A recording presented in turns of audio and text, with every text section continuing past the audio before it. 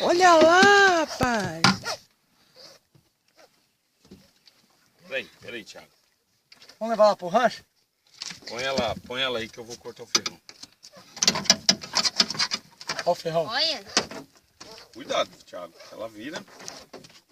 Fica de boa. De boa. Credo. E agora? Uma raia, Não, não gente. vai assim não. Que jeito? Se bater, não corta? Peraí.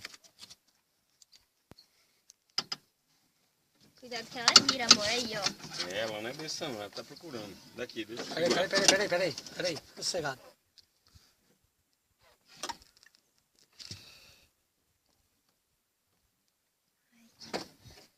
É duro, hein?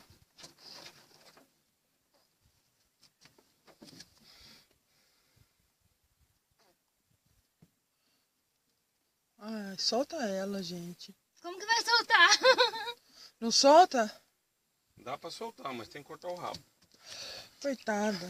Vamos cortar. Solta ela, Thiago. Não vai fazer nada.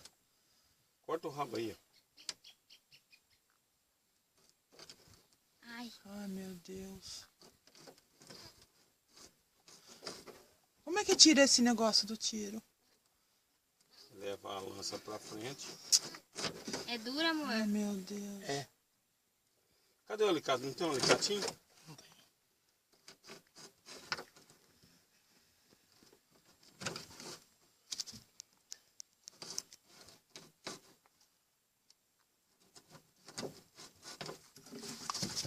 Nossa, ai, que agonia. O Marco que queria, vamos levar lá pra ele? Vamos. Vamos que eu tô com medo. Vamos lá no rancho. No rancho tem um facão lá, na corta o rabo dela.